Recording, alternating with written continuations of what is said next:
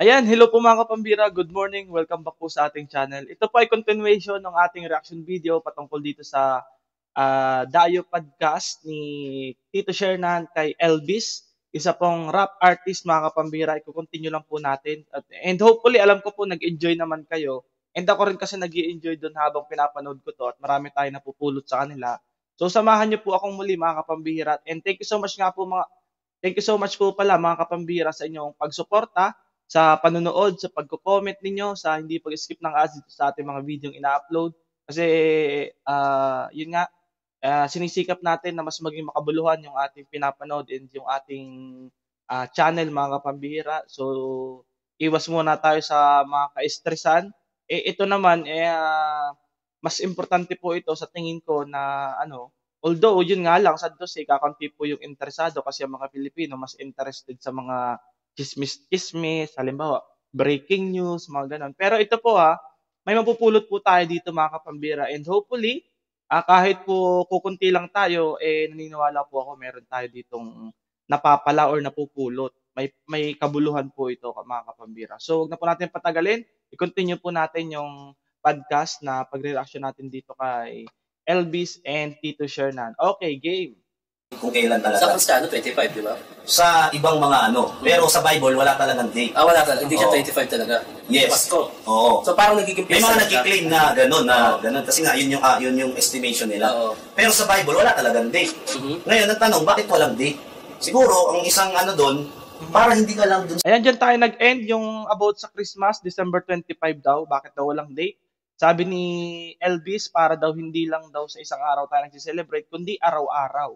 Sa araw na yun mag-celebrate. Naging mabait. Dapat kasi ang celebration ng kapanganakan ng Panginoong Hesus everyday. Bakit po siya everyday i-celebrate? Kasi imagine, Diyos siya, nagkatawang tao dito, tapos may kisalamuha sa atin, sino ba tayo, di ba?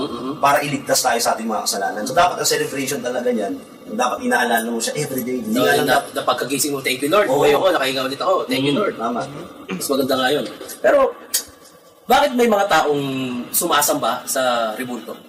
Ganda tanong yan. Direct to the point, yung tanong po ni Tito Shernan. Bakit daw po may mga taong sumasamba sa rebulto or mga Diyos-Diyosan? Okay. Marami po, napaka-broad po ng mga tanong dito ni Tito Shernan eh. Actually, sa Bible, yan, pinagbabawal yan ng Panginoon. At may turo pa nga yan sa Exodus ata yun. Basta, ang Diyos kasi Tama, Exodus po yun, Exodus. At kasama po yan sa Ten Commandments. paniguguin siya ng Diyos eh. He is a jealous God. So gusto ng Diyos na talagang yung full attention natin ay sa Kanya. Sa Kanya talaga. Okay. Saka sabi ng Panginoong Jesus, God is a spirit. So he that worship Him must worship Him in spirit and in truth. Ibig sabihin ng spirit, hindi mo siya nakikita eh. Diba? Hindi mo siya nakikita. So dapat, through spiritual dapat yung pag-worship mo sa Kanya. Hindi sa kung anong nahawakan, hindi sa kung anong nakikita. So Yan. God is a spirit, so dapat sasambahin natin siya in spirit and in truth. Bakit kaya may mga taong, hindi para sa akin, hindi ko naman sila tinitignan as mali. Gusto ko lang malaman, bakit may ganong part na parang, siguro dahil hindi nakikita, ito na lang yung way, siya na lang.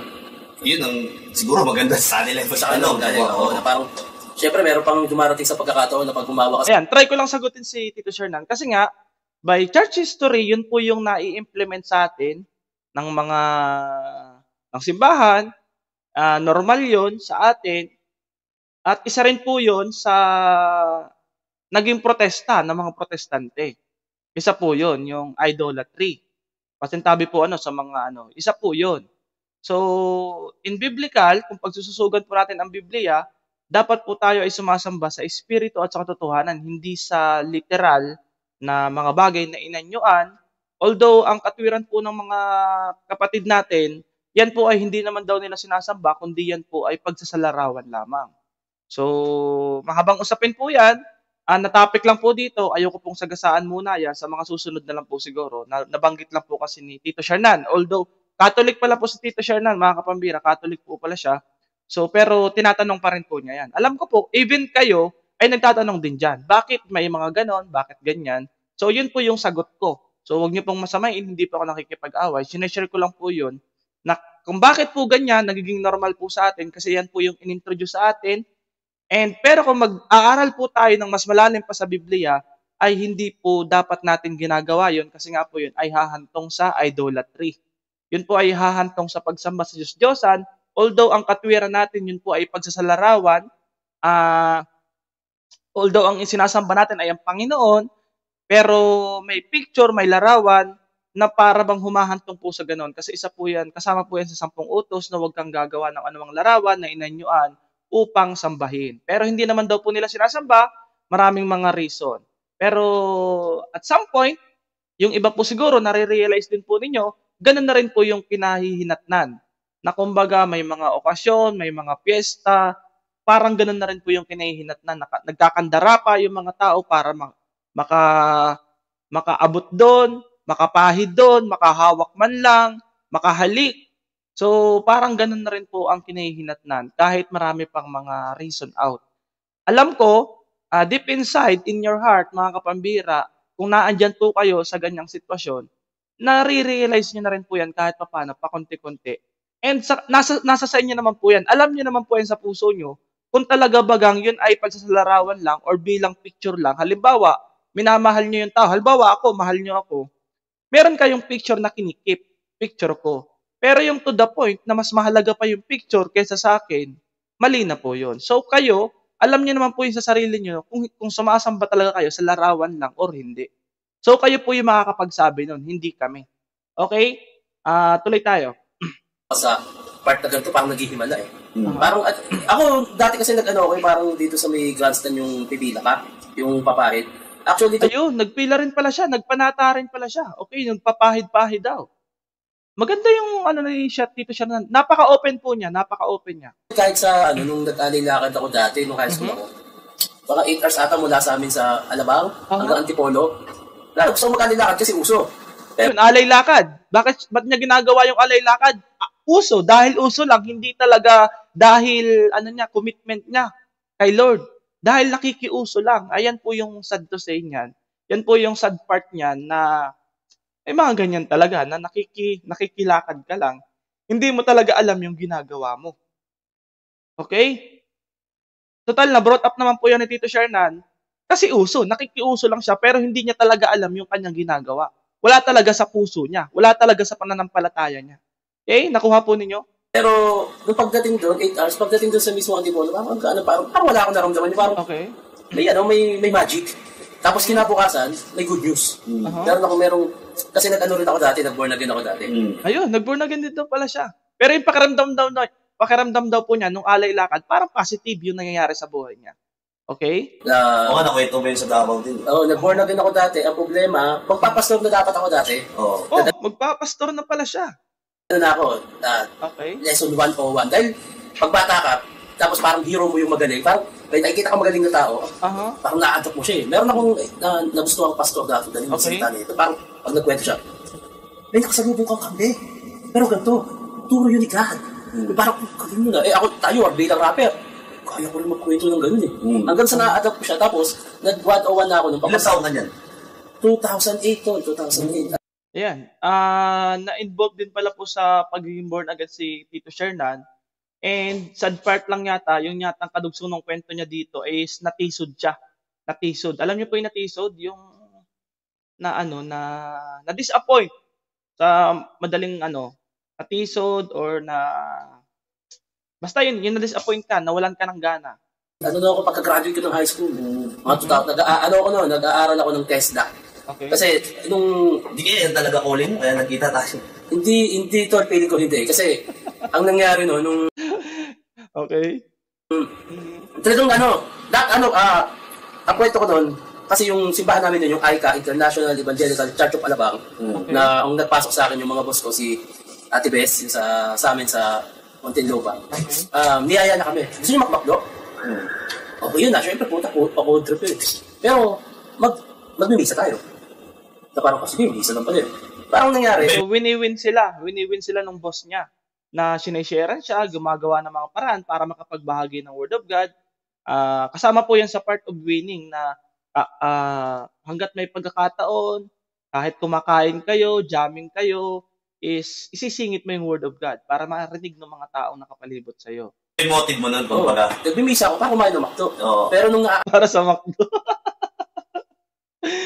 Para sa McDo. So, sumama siya para sa McDo. Siyempre nga naman, sayang naman yung McDo. Normal po yan. Normal yan. Adapt ko na siya, tol.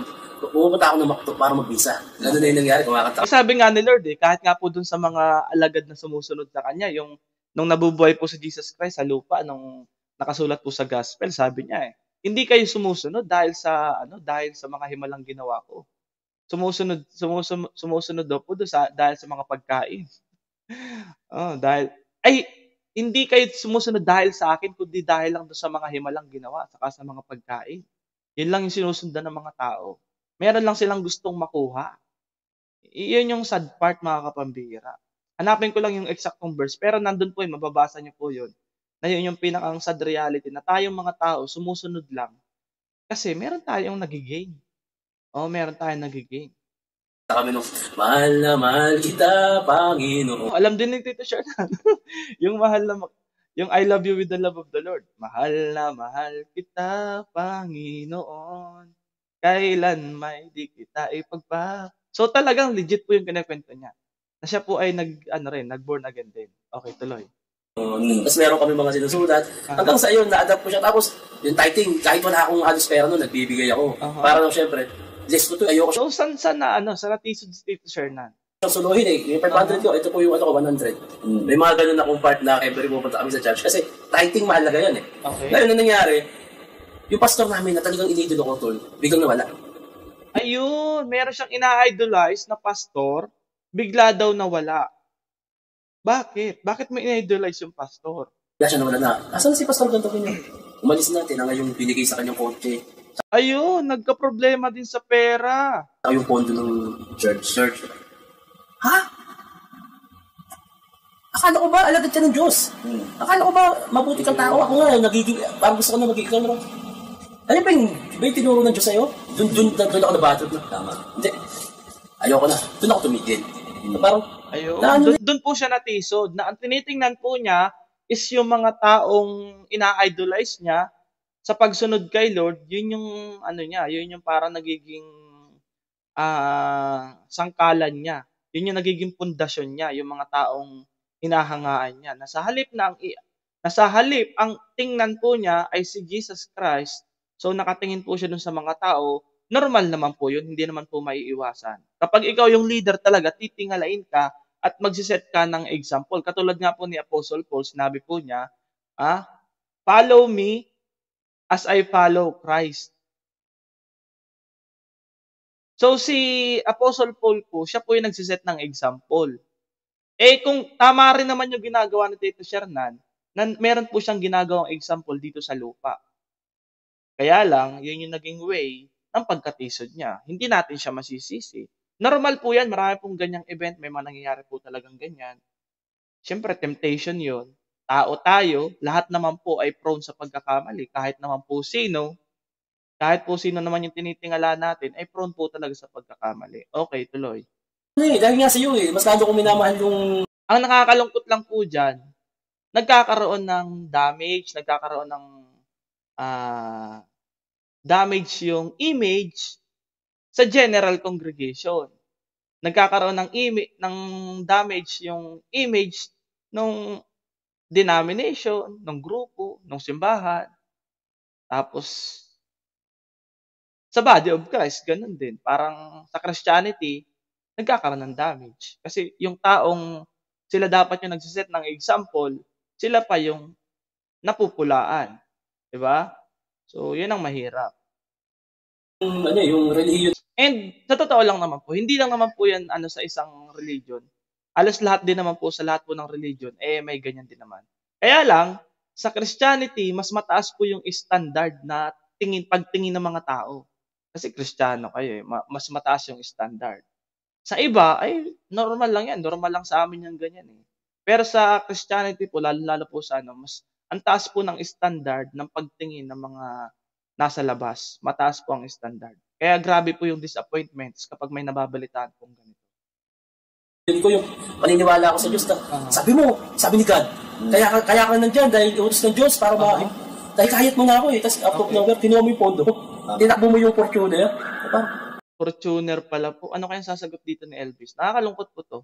Nakakalungkot. Na dapat si Shernan ay pastor na. Tapos, natisod. Sayang po, Ano may sabi ng Diyos? Ay, may sabi ni God. Doon ako nawala. So, munti ka na talaga ako, pero yun nga. Doon ako medyo lumayo ng paniniwala sa pare, ay, hindi na rin ako sa naniniwala sa mga ganun. Hindi na ako nagsisimba tol. Kumbaga, naniniwala ako sa Creator, naniniwala ako sa Diyos, pero hindi na sa tao. Ganun, may ganun ako. Kasi, Ayun. So, ano na pala po siya? Kahit sa pare, hindi na rin siya naniniwala. So, ano lang siya, parang laylo na po siya sa religion. Basta naniniwala siya na mayroong creator. Ganun na lang pala po ang stand ni Shernan. kagaya niyan, ang tao kasi talaga likas na makasalanan dahil may minana tayong kasalanan, di ba? Pero hindi naman kung ano yung testimony ng isang tao ay yun din ang testimony ng Diyos mismo. Di ba? Kaya nga dapat meron tayong personal relationship sa Kanya. Di ba? Para tayo mismo yung nakaka-experience ng goodness ng Panginoon, ng kabutihan niya. Kasi kung titingin talaga tayo sa ibang tao, halimbawa kung ako titingnan mo ko, baka matitisod ka talaga or... Yeah, maraming flaws. Matitisod ko talaga pag naging ano ka, pag naging fault finder ka, lalo-lalo sa tao, marami kang makikitang katitisuran. Marami po talaga. Okay? Hindi ka maniniwala talaga eh. Kaya dapat ikaw mismo meron kang sariling relationship sa Diyos. Para ikaw mismo makakapatunay na kahit ganito ang ginawa niya, kahit nagloko siya, kahit iniwanan niya kami, pero nakita ko naman yung totoo talaga ang Diyos sa kabutihan niya sa buhay ko, magpapatuloy ako. Diba? Kasi yung testimony niya, hindi naman yung testimony ng Diyos. Kumbaga, sa ating, kunwari na lang sa mga, diba, sa mga pulis. Ayan. Kayo mga kapambira, alam ko, maybe, some of you, ganito po yung pinagdaanan, natisod, na-disappoint kay pastor, na-disappoint kay brother, na-disappoint kay sister. Ano po yung masasabi nyo na sa ganitong sitwasyon? At ganito yung sagot ni Elvis. Ako, halos ganyan din po yung isasagot ko na yun nga, dapat talaga yung mata natin, yung attention natin is nakapokus kay Lord Jesus Christ. Kasi kung sa tao tayo nakapokus, marami po talagang katitisuran. Marami. Sobrang dami po. Yun talaga ang mangyayari. Hindi tayo magi-stay sa isang organization kapag nakapokus tayo, nakatingin tayo dun sa mga material na bagay. Sa tao, pag nakatingin tayo sa tao. Pero pag nakatingin tayo kay Lord, hindi tayo madi-distract. Kayo po, ano pong masasabi nyo? Alam ko po, maaaring may nakikinig ngayon na ganyan din yung nangyari. So, nakakalungkot lang po Pero hindi pa naman po huli ang lahat. Hindi pa naman po huli ang lahat. At hindi rin naman po namin kayo sinisisi na gano'n, natisod kayo. Kasi hindi pa naman huli po ang lahat. Buhay pa tayo. Buhay pa tayo. At somehow, yung inyong pananampalataya, nandyan pa. Kasi sabi nga po sa Revelation, hindi niya pinapatay kahit yung kakarampot na apoy ng iyong pananampalataya. Hindi niya yan papatayin.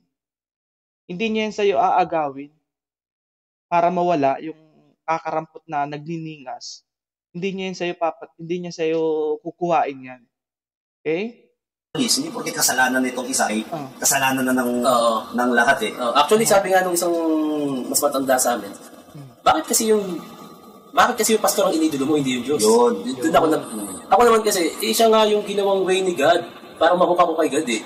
Kumbaga, di ba? Ayun nga kung yun yung nag-win sa'yo, yun yung nag-aya sa'yo, tapos yun pa yung magbibigay ng katitisuran sa'yo, mahirap talaga po yun bilang si Tito Shernan, na ganun yung pinagdaanan niya, napakahirap po talaga noon. Oo naman, di ba? Parang, dahil nandito ka na sa kaalaman, gusto mo i-share. Kahit ako, willing talaga akong makinig sa kahit sino, anti ka man or pro. Handa akong makinig sa lahat. Kung ikaw sa'yo, seeker ka talaga. Handa akong makinig sa lahat. Kaso, kung magkakaroon ka ng supply, sino mali doon? Alam ko yung tao, pero pinilit mo kasi ikaw ang gabay ng Diyos para sa amin eh. Kaya yun yung magiging guide, yung tao. So, mahirap nga naman po talagang sisihin. Kaya sa mga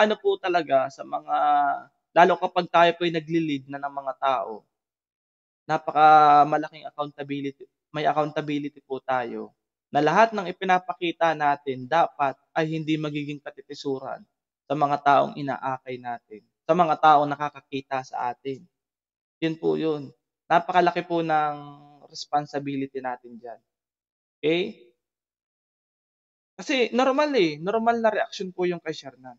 Nandun ako sa point na inangaan ko yung pastor, hindi mo ako masisisi. Dahil sabi niya, si God the dahilan kung bakit. Tama. Hindi ko talaga namin masisisi dyan. Kasi normal na reaction po yan. Kaya parang, naging mali yung tingin ko na, yun nga, sabi nga nung mas matanda sa amin, dapat hindi mo inidulo Pasto. Tama. Yun nga. Pero during that time kasi bata-bata ka pa din, Bata diba? pa Kaya ako. yung maturity mo hindi pa talaga. Kaya understandable naman yun. Sa akin ang experience ko kasi talaga, pinag-pray ko talaga na Lord, turo mo sa akin, saan ba yung tama na simbahan mo, no? So pwede mo hingin yan sa Diyos kasi sabi naman ng Bible, if any of you lack wisdom, kung may mga bagay tayong hindi alam, hingin lang natin sa Diyos, ibibigyan niya tayo ng karunungan Masasagutin niya yan kasi ang kalooban Tama po yun. O, nasa Biblia din po siya sabi ni Elvis. naman ng Diyos talaga is yung mapalapit tayo sa Kanya, magsisi tayo sa ating mga kasalanan, tanggapin natin ang Panginoong Jesucristo. So gumagawa siya ng paraan. And I think nga dahil nakikita ng Diyos na ikaw, seeker ka, gusto mong malaman talaga yung katotohanan. Kaya akala mo lang na ikaw yung nag-set talaga nito, pero hindi mo alam na plano rin pala talaga ng Diyos na mag-podcast tayo ngayon. Malay natin, someday, si Tito Shernan, mabago na rin. Malay natin. Parang mapakinggan mo rin yung side na ganito. Nasa linya din Diba? talaga ng buhay. Oo. Pero at the end of the day kasi ang Holy Spirit ang kikilos siya yung magko-convict. Yung Holy Spirit siya ang magko-convict sa'yo na totoo talaga yan. Hindi mo pwedeng itanong sa iba kung ang katotohanan na ikaw mismo naka-experience. Although merong mga general revelation nga na tinatawag na kahit i-observe mo sa iba, makikita mo na totoo. Pero mas malalaman at mas mararamdaman mo ang katotohanan pag ikaw na mismo naka-experience. Ayun, yun po yung personal experience natin ng conversion.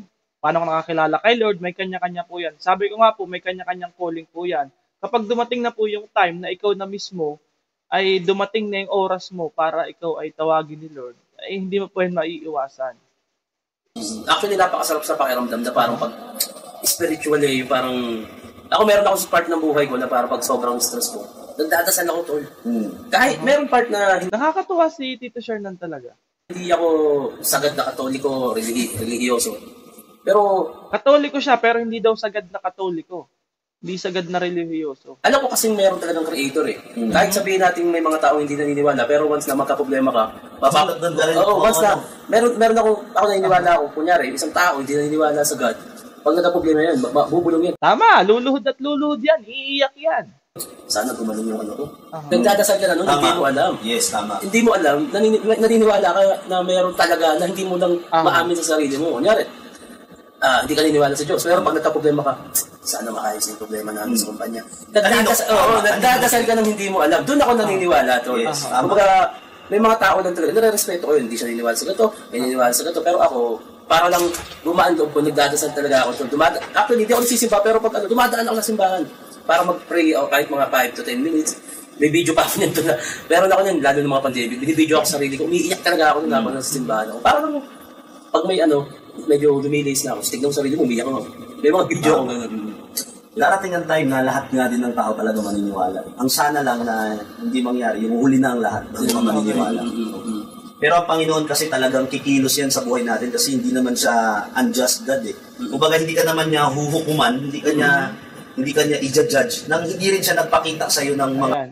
Ako po yun nga po, darating yung time na na habang may buhay pa tayo, yan, may pag-asa pa.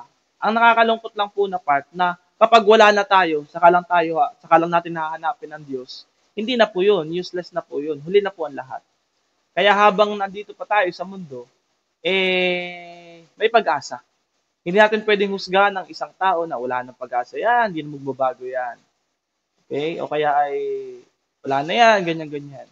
Pero may paraan ng Diyos Halimbawa, kahit nga yung mga preso, yung mga kriminal, nababago sa loob ng kulungan Diba? Yun po yun. Ang hanggat buhay tayo, may pag-asa pa. Huwag nating antayin na kung kailang wala na, saka tayo makakarela. Ay, kailangan ko palang sumampalataya sa Panginoon. Yun pala po yun. Yun yung mahirap. paraan para makilala Ayan, umuulan po dito ng malakas. siya. Ano bang mga paraan yun? Yung mga sinasabi mo? Anong klaseng paraan yun para maipakita niya yung kabutihan niya sa'yo? Ano bang paraan kaya yan? Nagising ka nga lang kanina Ikaw ang nag-decide na matutulog ka na, pero ikaw ba ang nag-decide na gigising ka na? Diba? Doon pa lang makikita mo na may purpose pa ang Diyos sa'yo, may mission ka pa na gagawin dito. Yan, sa pinakang easiest way or simplest way na malalaman mo na kumikilos talaga ang Diyos, ikaw, natutulog ka, pero yung paggising mo, sino ba nagdi-decide noon na magigising ka pa bukas? Si Lord ang nagdi-decide noon na magigising ka pa bukas. Kalooban niya yun na meron ka pang panibagong bukas. Hindi tayo ang magdi-decide noon, di ba? Yung pagtulog, oo.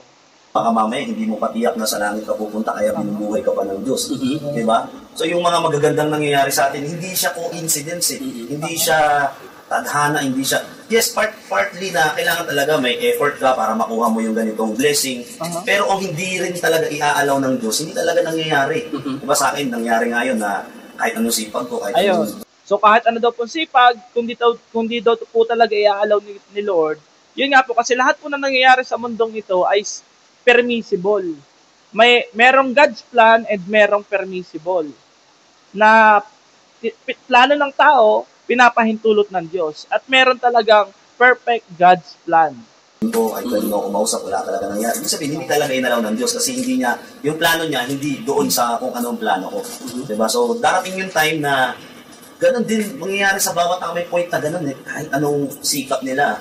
Ngayon, kung bakit itong masamang tao, mukhang blessed na blessed siya. Yun. Diba?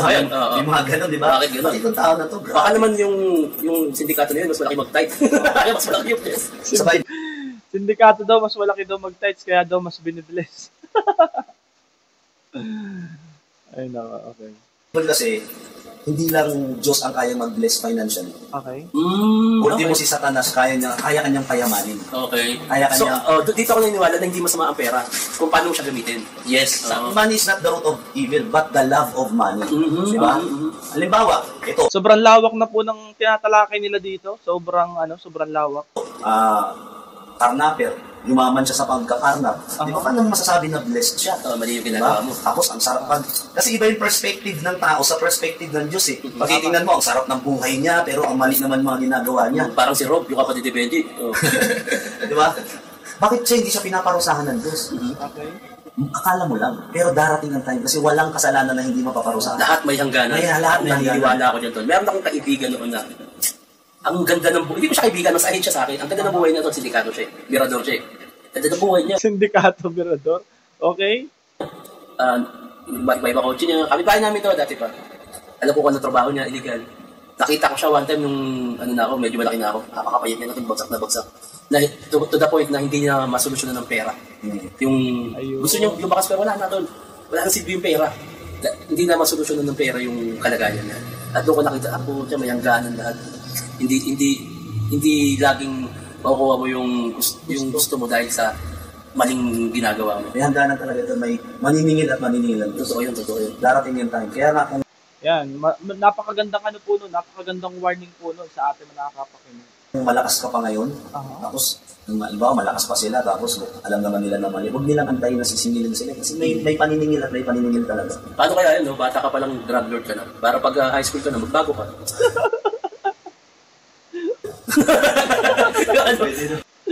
Bata pa lang daw, drug lord ka na, tapos pag high school ka na, magbago ka na, hindi safe ka na. O, di ba? Bata ka pa naman. Mag-drug lord ka muna, no? Pagdating ng tamang panahon, stable ka na. Bago na ako. Stable na ako.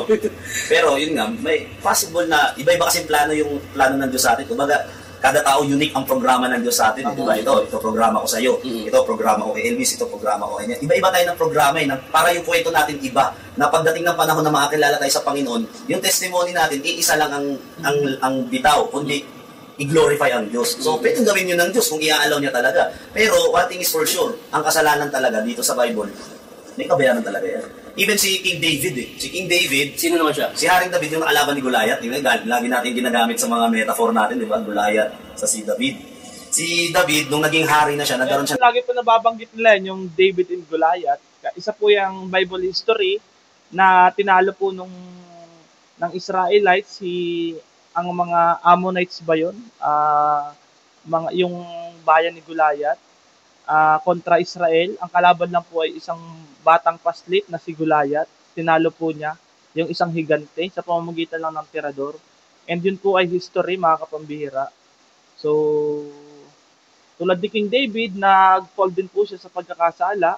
Ng kasalanan, inasawa niya yung asawa ng general niya. Nagkaroon siya ng pagkakasala ng adultery, yung asawa ng general. Tapos itinago niya yun. Talagang pilit niya na itatago, pero hindi talaga niya natago sa Diyos. At dumating yung time na pinarusahan siya ng Diyos. Yung anak nila, nung asawa ng general niya, tawag niya ito, namatay. Tapos yung asawa, yung general, pinapatay yun ni David. Pero si David, dumating talaga sa point na nalugmok talaga siya, sobrang depressed niya. meron talagang kaparusahan ng bawat kasalanan. Paano daw yun? Halimbawa, nakapatay ka, pero pinagtanggol mo lang yung sarili mo o yung kamag-anak mo para maligtas. Kasalanan ba yun? Siyempre, pumatay kayo, kasalanan yun. Ang tanong niya kasi kung mapupunta ba yun sa langit kung nakapatay siya. Mapupunta sa langit? Okay. Siyempre, kung natignan muna natin yan, paano ba ang tao makakapunta sa langit? According to the Ayan, Bible. ito na yung nire-reactionan po ni Rapido, mga kapambira. Paano ba ang isang tao ay makakapunta sa langit? Dito na po yun, dito na po nag-focus si Mr. Rapido, yung nauna nating reaksyonan. Sabi ng John 14 verse 6, I am the way, the truth, and the life. No man can come unto the Father but by me. So, ibig sabihin, ang Panginoong Jesucristo, siya ang daan patungo sa langit. Ibig sabihin, pag tinanggap mo siya sa iyong puso, nanampalataya ka, at nagsisi ka sa... Ayan. John 14:6, I am the way, the truth, and the life. No one comes to the Father except through me, through Jesus Christ. Ngayon, ini-interpret po yun ng iba na ang daan daw po ay kailangan, si Jesus Christ yung daan, kailangan pumasok ka dun sa kawan ni Jesus Christ. Hindi po ganun ang interpretation nun. Ang tamang interpretation po nun, na kailangan si Jesus Christ yung sampalatayanan mo. Kailangan si Jesus Christ yung gawin mong Panginoon at tagapagligtas ng buhay mo. Hindi mo kailangang sampalatayanan yung kawan ninyo or yung relihiyon ninyo. Ang kailangan mo sampalatayanan para sa kaligtasan, si Kristo mismo, hindi yung kawan. Hindi yung relihiyon. Gets? Kuha na po ninyo? Sa iyong mga kasalanan, sa langit mapupunta ang kaluluwa mo. Ngayon, halimbawa, nakapatay siya. Pero nagsisi siya, talagang totoo nagsisi, tinanggap niya ang kanyang tinanggap niya ang Panginoong Jesucristo na tagapagligtas. According to the Bible, sa langit siya mapupunta. Paano kahit nakapatay siya? Yes, kahit nakapatay siya. Pero siyempre, sa mata ng tao, sa batas ng tao, pagbabayaran niya yun. Diba? Kasi ang way naman papunta sa langit, hindi yung mabait ka, ikaw ang pinakamabuti. Kasi sabi ng Bible, there is none righteous, no not one. Walang taong matuwid. Kahit ikaw pa yung tingin mong pinakamabuti na tao, hindi pa rin niya naabot. O hindi ka naniniwala. Hindi yan naabot sa kaluwalhatian ng Diyos eh. Sabi sa Romans 3 verse 23, For all have sinned and come short to the glory of God. So, ibig sabihin, lahat ng tao nagkasala. Hindi ko pwedeng sabihin na siya, mas makasalanan siya kasi ako nga, nagsisinungaling lang eh. Siya, pumatay siya eh. Hindi. Kasalanan sa mata ng Diyos ay kasalanan. Walang level-level yan. Unlike sa batas ng Diyos, di ba? Ikaw, nagsinungaling ka lang, nagnakaw ka lang, ito lang yung ano mo. Pag pumatay ka, 40 years ka dyan sa ano, di ba? May level. May level, oo. Physical injury, serious physical injury, hindi ganon. Pagay-pagay. Sa mata ng Diyos, lahat ng kasalanan ay kasalanan. Black and white lang yan. No? So, pag sinagsisi ka sa iyong mga kasalanan, sabi ng Bible, if you confess with thy mouth that the Lord Jesus at na siya ay binuhay muli ng Diyos mula sa mga patay at nanampalataya ka sa iyong puso, maliligtas ka eh. Diba? So, ibig sabihin ng kaligtasan, may iwasan mo yung kapahamakan ng impyerno. So, mapupunta ka sa langit. Kaya, hindi natin pwedeng sabihin na pag lahat haharap sa paghuhukom eh. Haharap tayo sa Diyos isang araw. Hindi natin pwedeng sabihin na, Lord, dapat dyan ako kasi mabait ako dati. Yun. Di ba? Nakita nyo po narinig nyo po yung sinasabi ni Elvis. Hindi natin pwedeng ipagyabang yung, Lord, dapat sa langit ako mapupunta kasi mabuting tao naman ako. Kasi marami na akong pinakitang good works, marami akong ginawang good works para sa'yo. Hindi natin pwedeng ipagyabang yun kasi yung una ko nga po present sa inyo nga sa Ephesians 2 ba yun? Verse 8, na tayo'y naligtas hindi sa pamamagitan ng gawa, kundi sa pamamagitan ng biyaya sa pagsampalataya natin sa Panginoong Jesucristo. Ganito ako dati. Hindi. Tatanggapin lang tayo doon kapag meron tayong Kristo. Kumbaga yung katuwiran ng Panginoong Jesucristo na yung nasa atin dahil yun yung pantubo sa ating mga kasalanan. Yun nga, tulad nung napag-usapan namin sa isang podcast, paano naman yung mga sanggol na wala namang kasalanan pero nabiktima? Ayun, tinatanong na ng Shernan, para daw yung mga innocent na mga sanggol. Deserve ba nilang maranasan yun? O kaloob ba yun? Linya ba nila yun? Para mas makilala pa nila yung Panginoon? God cannot be tempted eh. Ibig sabihin, ang Diyos hindi siya nagkakasala. Okay. Ang tanong kasi dyan, kanino ba nanggaling ang unang kasalanan? Bakit sa Diyos mo sinisisi? Ang original na design ng Diyos, pag binasa mo yung Genesis chapter 1, sabi niya, let there be light. Tapos sabi niya, it was good. Let there be animals, it was good. Let there be ganyan, it was good, di ba? Okay. So pagdating ngayon sa dulo, nung nakita niya yung buong creation, it was very good. So ibig sabihin, walang bad na nilikha ang Diyos. Saan galing ang kasalanan? Noong tinempt ni Satan, si Adan, Ayan, kasi may mga tao po nagtatanong kung talaga bang totoong may Diyos, bakit may nangyayaring ganon? Bakit may mga nare-rape? Bakit may mga nabibiktima ng mga bata? Bakit may mga nangyayaring aksidente? Kung talagang totoong man Diyos, ibig sabihin ba pinahihintulutan nyo ng Diyos na mangyari yung mga bagay na yon? na masasama, na mga worst na hindi mo lubos isipin na mangyayari. Halimbawa, baby. Di ba? Halimbawa, bata pa lang, ganito na yung nangyari. Na aksidente or minolestya, di ba? Kung may Diyos, yun po yung pinipilit ng mga atheist. Kung may Diyos, hindi sana yung mangyayari yung mga yun.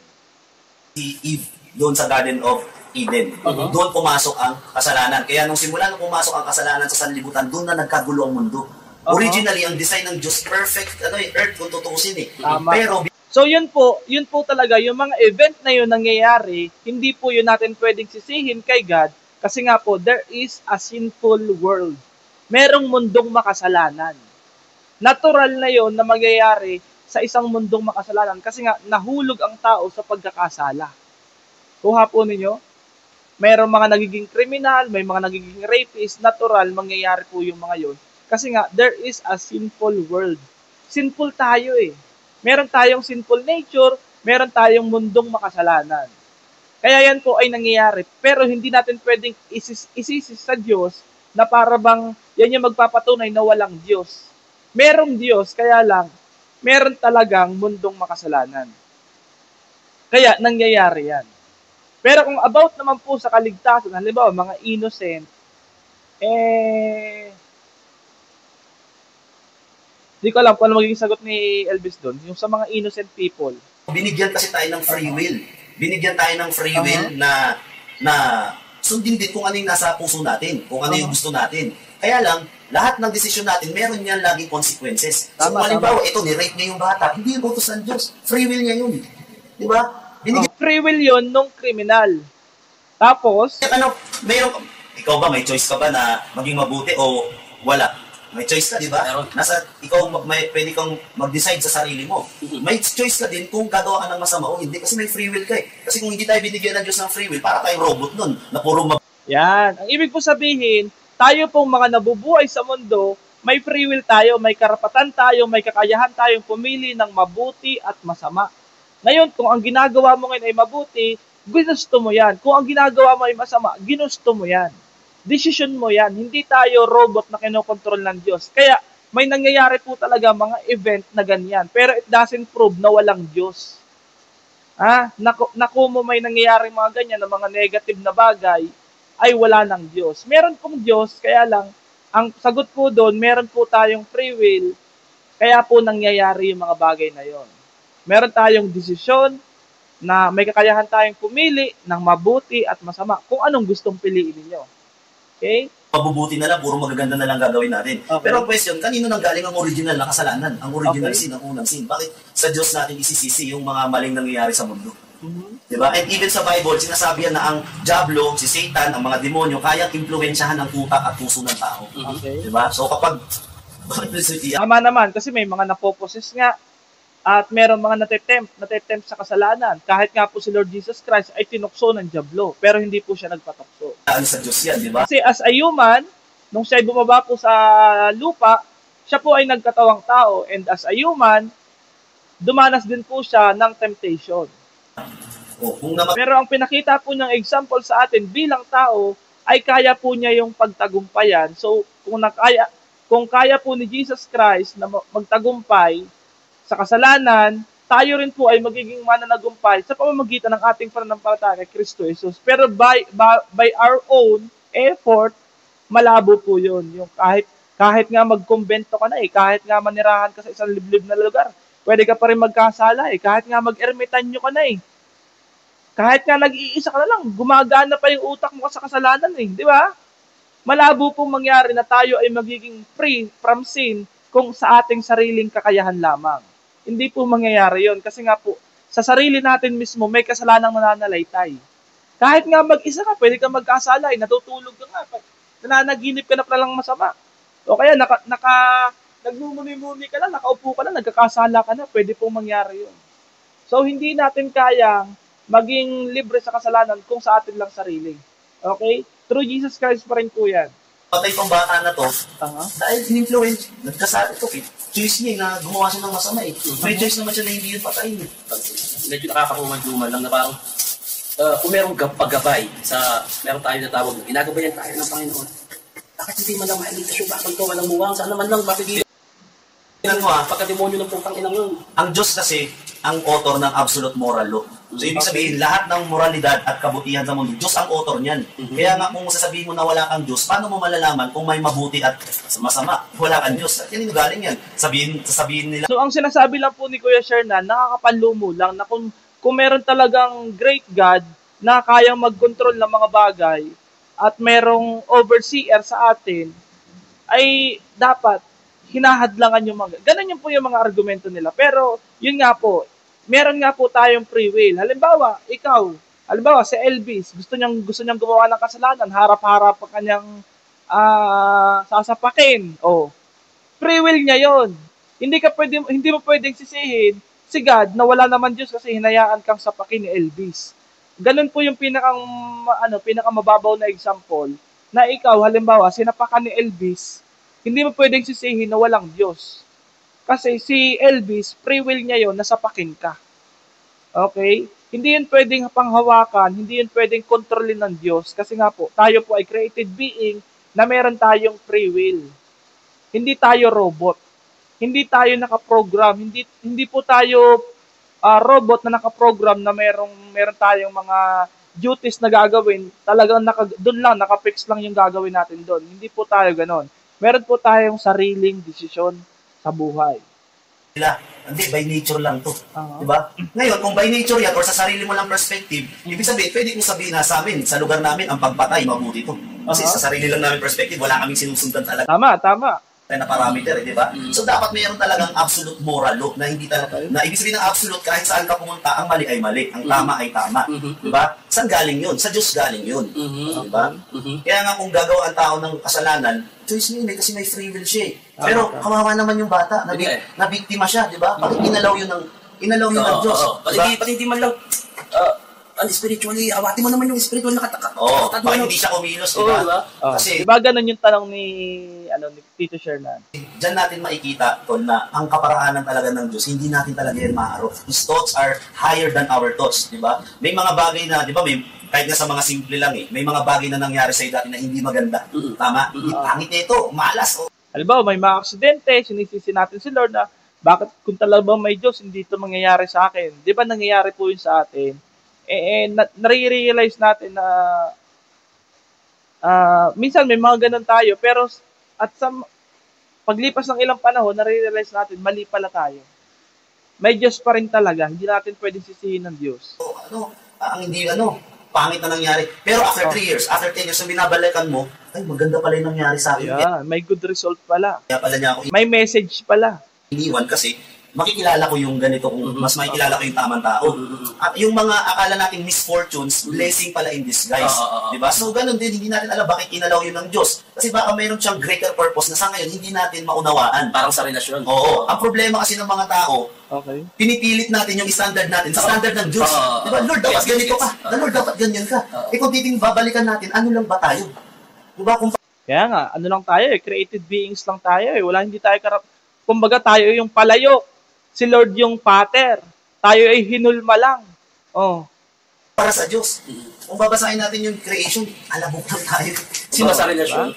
Kaya ka nasasaktan kasi hindi mo pa alam yung full transform ng love masasaktan ka. Next relationship mo, iiwasan ko na to. Mali yun Pag nasaktan ka ulit, nasa level 3 ka na hanggang sa dadating ka na sa level 10 na alam mo na yung mali. Nandito yung full form mo Kailangan mo masaktan, magkamali bago ka matuto ng tamang pagmamahal. Tapos pag babalikan mo siya, kaya pala nangyari sa'yo. Kaya ang sabi sa Romans 8 verse 28, all things work together for good to those who love God. Ibig sabihin nun, kaya pala nangyayari, kala mo hindi maganda, maganda pala yun para sa mas long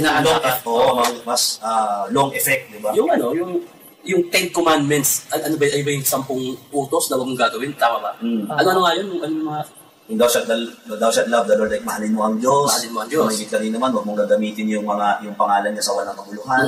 Mahalin mo, huwag kang You shall have no other God before me. You shall not make yourself an idol.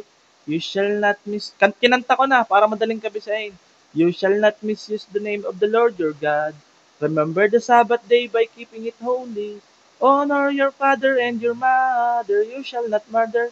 You shall not commit adultery. You shall not steal. You shall not give false testimony against your neighbor. You shall not covet Yun po yung 10 utos. Nanakaw, kapapatay, huwag ka mangangalan niya. Ah. Actually, pag inaral natin yung mga law, hindi lang yan siya 10, may mga sub-points pa yan eh. Kumbaga, oo, marami pa yan. Pero, yun nga, kagaya ng sabi ko kanina, kahit isa lang dyan ang hindi mo nasunod, na tisod mo na lahat. Ibig sabihin, lahat ng utos, hindi mo na nasunod. Kasi nga, okay, sige. Bakit? Kung isa lang naman din yung ginagawa. Kasi, ang kasalanan nga, di ba wala siyang parameter eh. Ang ano lang naman, makasalanan ka o hindi ka makasalanan. Tama? So, kung may ginawa ka, Hindi, ang explanation doon, halimbawa, nasunod mo yung siyam, yung isa hindi mo nasunod, sumaway ka pa din. Kasi ang author naman nung 10 na yun, yung nag-iisang Diyos din eh. Nagkaroon ka pa rin ng pagsuway. Nagkaroon ka pa rin ng pagsuway. Si Lord pa rin naman yung sinuway mo. ang kasalanan, kahit hindi mo ginawa ito, makasalanan ka. O makasalanan o nakagawa ng kasalanan. Makasalanan tayo sa mata ng Diyos. Dahil lang sa isang pagkakamali na yun. Pero yung original sin nga kasi na yung kasalanan na ginawa na yung yung kasalanan kasi na nagagawa natin by Medyo kung saan po napupunta yung nila, yung podcast nila. Pero okay lang, ang ganda naman po nung kwentuhan nila. Natural lang, nakakatuwa po makinig din, 'di ba, mga kapambira. Marami tayong napupulot. So hopefully, leave po kayo ng comment kung ano po yung napupulot ninyo dito, mga kapambira. Okay, tuloy tayo. nature, galing yan sa, o bunga yan ng kasalanan na minana natin kay Adan at Eva. Naging nature natin maging makasalanan. Halimbawa, ang aso, anong ang nature ng aso? Tatahol siya, di ba? Kumain ng tayo. Nature niya. Yan, di ba?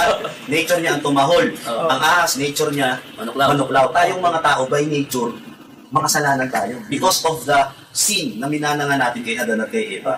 Kaya nga mapapansin mo, bakit may mga bata na marunong na magsinungaling, pero hindi pa nila alam yung tama at mali. Ayun, yan po yung explanation na tayo ay merong sinful nature.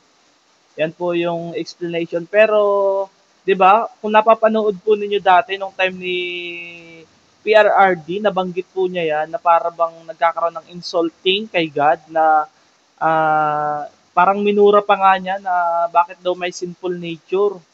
Oo, kine-question po niya yon. So, ayaw ko nang pag-usapan yon. Ayaw ko na po pag-usapan yon. Pero totoo po talaga, tayo po ay merong minanang kasalanan. Okay? Kasi nasa dugo na natin ang pagiging makasalanan. Kaya ibig sabihin, bakit ang tao gumagawa ng kasalanan? Kasi nature nga natin gumawa ng kasalanan. Ayan. Kasi nga yung flesh natin, meron talagang nananalaytay na kasalanan. May kasalanan talaga dyan. Sa laman, may tawag ng laman eh. Oh, yun pa lang, pag dumating ka na sa point na may kasalanan na agad, yung ugali natin, meron tayong kanya-kanyang ugali na hindi talaga maganda. Meron tayong mga tinatago. Meron talaga po tayong mga kasalanan na kahit ayaw naman natin o hindi naman natin ginusto, meron tayong ugaling ganun. Okay? Now, yung mga pakailamerong binan, di makasalanan din yun. Pakailamerong binan. o kasi false witnessing yun eh. Yung anong klaseng false witness? False witnessing, ibig sabihin yung maglilipat ka, mag-chismis ka, nakikwento ka ng hindi naman talaga totoong kwento. At dito ko naiisip na ang swerte ni Abat ni Ibat doon. So wala silang binan. Alam din. Ay, nako. Swerte nila, no? Parang nangyayailam sa akin. Ang nangyayailam lang yung ahas. Parang nagsasabi, bakit ang luto mo? Anyway, sobrang na-enjoy ko itong kwentuhan na to. Saan pa ba tayo pupunta? Bakit may mga tao hindi naniniwala kay God? Yun nga, dahil sabi ko kanina, free will nila yun eh. Diba? Pero ang Diyos, talagang magde-declare yan siya na totoo siya.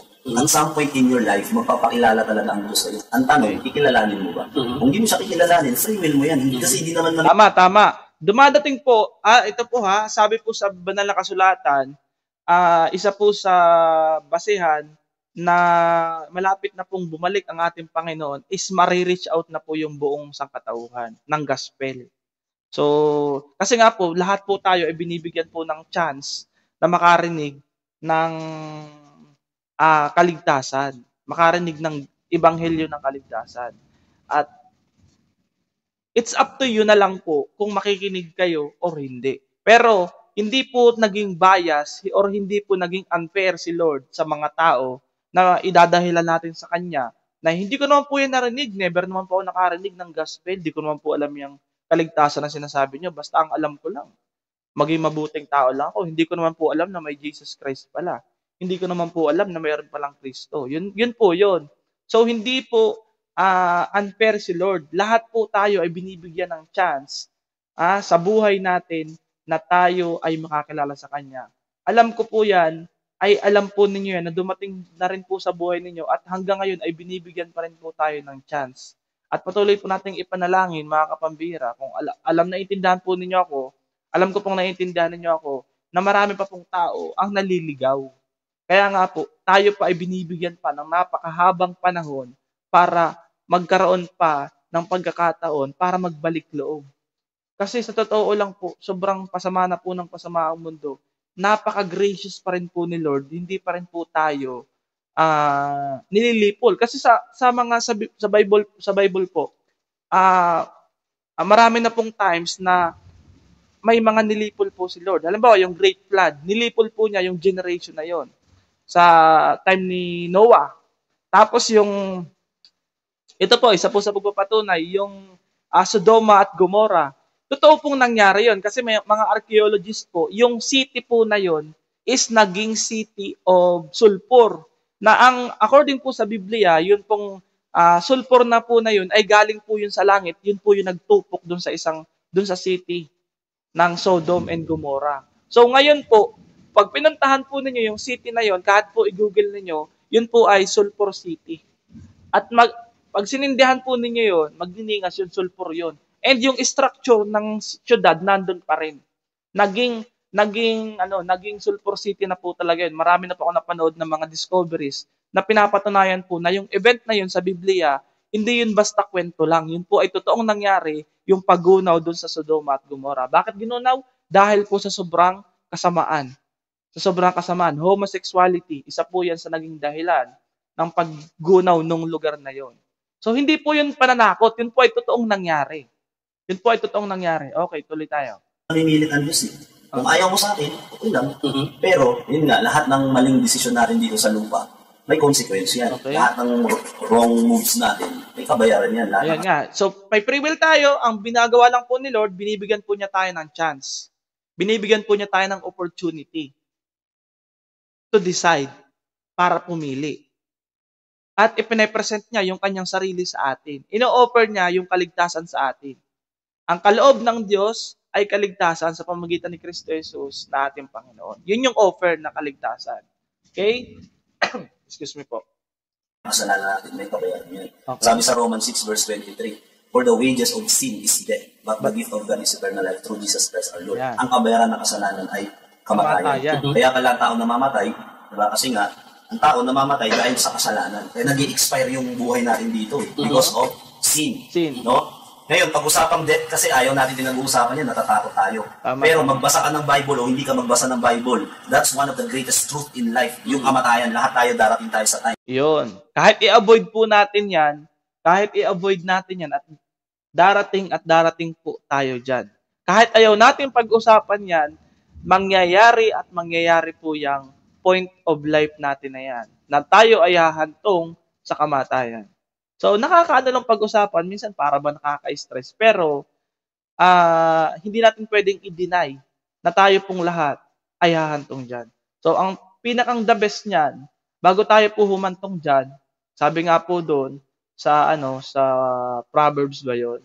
Matalino ang tao naghahanda para sa kanyang kamatayan. And yung pong paghahanda na yun, hindi lang po yun sa financial, na kailangan may St. Peter ka, na kailangan may kabaong ka na kailangan handa na yung mga maiiwan mo. Isa po yun sa practicality. Pero sa spiritual, mas mahalaga pong paghandaan yung spiritual. Okay? Na tayo mamamatay. Ikaw, handa ka. Kung kalooban na ng Panginoon, is, sabi naman ng Bible, pag tinanggap ko ang Panginoong Jesucristo sa aking puso, sa langit ako mapupunta. So kung ayaw na ng Panginoon, tapos ka na, dito ka na, di naman ako mamamatay talaga. Yun nga eh. Pag tinanggap mo si Lord, pag sumampalataya ka, maliligtas ka. Yun naman talaga, yung given po yun sa John 3:16. Kaya lang, marami po nangangaral na kailangan umanib mo ka muna bago ka maliligtas. Sumunod ka muna sa doktrina, magpabautisto ka muna, magpalista ka muna. Tapos, saka ka lang maliligtas. Pag umalis ka na, pag tumiwalag ka, di ka naligtas. Oh, nakuha po ninyo yun. Ibig sabihin ba yung kaligtasan ba ay limited dun sa loob ng iglesia? Sa loob ng kawan na sinasabi ng iba? Sa loob ng organization? Sa loob ng simbahan? Hindi po dun limited ang kaligtasan. Physically lang ako namatay, pero yung kaluluwa ko, mapupunta sa langit, buhay siya. Diba? Kasi sabi ng Bible, ano lang tayo dito estranghero. Pilgrims lang tayo, mga manlalakbay lang, hindi talaga Medyo maingay po yung audio pala po nila dito. Medyo maingay. Yung po naririnig po ninyong ingay, sa kanila po yun. tayo taga dito. Diba? Meron talaga pupuntahan yung ano natin, yung kaluluwa natin. Tingnan mo ang average na buhay ng tao is 70 years. 310 years according to the Bible. Yung iba lumalagpas, may maabot ng 100, pero yun yung average. Diba? So, ang 70 years, o sabi natin 100 years na buhay mo dito sa lupa, i-compare mo sa eternity. Sa walang hanggan. Wala, payat pa yan. Tuldok lang to. Oo. Diba? Ngayon, ang question, saan mo gustong mabuhay yung eternity mo? Saan mo gugugulin yung eternal life mo? Sa langit o sa impyerno? Diba? Kaya nga ang Panginoong Jesucristo bumaba siya dito sa lupa binayaran niya tayo, dinumusin tayo sa ating mga kasalanan sa pamamagitan ng kanyang banal na dugo. Para pag tinanggap natin yung buhay na walang hanggan na regalo niya, hindi tayo sa impyerno mapupunta, sa langit tayo mapupunta. Pero kung ang tao, parang ganito yan nalulunod yung tao. Hinulugan mo nga ng Salbabida. Salbabida. Meron ba siyang choice kung kukunin yung salbabida o wala? Yes, meron. Di ba? Meron choice. Marami pong example na pwedeng mangyaring ganyan. Halimbawa, ikaw nagugutom ka na. Binigyan ka na ng pagkain, pero ang choice mo, ayaw mo pa rin kumain. Kasalanan mo na yun. Kasi binigyan ka na ng pagkain, pinili mo magpakagutom. Kung hindi niya kinuha, nalunod siya, Kasalanan niya yun. kasalanan niya yun. Ganon din ang tao. Nagbigay ng plan of redemption ang Diyos. Ano ang plan of redemption? Through the blood of Christ. Bumaba siya dito para iligtas tayo. Kung ayaw mo magpaligtas, choice mo yan. So kung ang tao mapunta sa impyerno, choice niya yun, hindi yung choice ng Diyos. Kasi nagbigay siya ng ng sagot Nasa sa iyo kung gusto mong kunin yun o hindi. Kasi nga may free will ka. After nung napili mong landas, may plano ka pa bang bumalik sa Batit? O Rock Batit? Kasi gaya nga ng sabi ko kanina, may vow na talaga ako sa Panginoon. So hindi na. Hindi ko na talaga siya. Hindi ko kailangan. Ayun, na pala siya, nag-quit na pala po talaga totally si Elvis sa pagrarap. Okay, may vow na po siya kay Lord na hindi na siya magjo-join sa flip top. Hindi ko Kasi sa flip top po, pag nakapanood naman po talaga kayo ng flip topan, ay talagang murahan po yan ang murahan dyan. Talagang lahat na po ng mga salitang hindi nyo maririnig sa labas, ay maririnig nyo po dyan. Lahat na po ng klaseng pambabalahura, maririnig po ninyo sa flip topan. Kaya, bilang isang nabago ang buhay, katulad ni Elvis, nagkaroon na po siya ng vow na hindi na siya. pwedeng balik. Hindi niya siya babalik pa doon kasi napakarumi po talaga ng galawan sa flip top. Sobrang dumi po niyan. Kumbaga, grabe po ang kasalanan ng labi diyan sa flip top. Pag binalik ko kasi may consequence din na mangyayari sa akin. Alam mo naman, Batit tol, may masisilip at may insulto yan. Oo. Yung naging linya mo. Pero sa biyaya kasi ng Panginoon tol, masaya talaga ako sa buhay ko ngayon. Basta okay ka. Kompleto kami, ina. Lilingkod kami sa Panginoon, natuturo kami sa mga bata. Ngayon, meron akong ginawang community, yung New Creature Community. Natuturo ako ng Bible-based transformation. Kasi at some point, ang tao... Nagmi-ministry na pala siya. So, hindi na talaga to pupunta sa pag-flip top. Gusto yun na niyan magbago Darating tayo na nakakasawa na yung ganito, gusto ko na magbago. Diba? Darating ang point na ang tao magta-transform. So, doon sa community namin na yun, sa New Creature Community, nagtuturo ako ng Bible-based transformation. Paano ka magbabago? Through the Word of God. Masaya ako sa ministry namin. Preacher ako sa aming church. Masaya.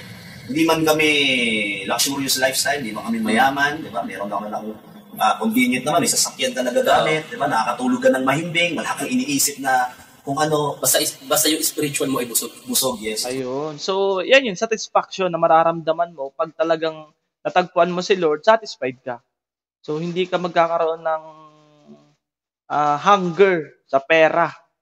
Okay? Bagamat may konting hunger pa, pero satisfied si Lord yung satisfaction mo. Alam niyo po yan, kung nakaranas na po kayo niyan, yung satisfaction mo, kay Lord mo lang talaga matatagpuan yun. Kasi alam niyo naman po yun, yung mga tao, di ba? Kaya nga po nagkakaroon ng corruption Milyones na yung kinita. Sa susunod na kontrata, hindi pa yun mapipigil. Milyones ulit yan. Hanggang sa hindi pa yun makukontento, dapat billion yung maging pera ko. Dapat trillion yung maging pera ko. Dapat ako yung maging pinakamayaman sa buong mundo. Hindi po yun. Ang tao po talaga, kapag wala po si Jesus Christ sa buhay niya, ang satisfaction po niyan, hindi po yan mabubusog. Unending po ang satisfaction ng tao. Hindi po yan masasatisfied. Yung mata niyan, hindi masasatisfied. Yung tenga niyan, hindi masasatisfied.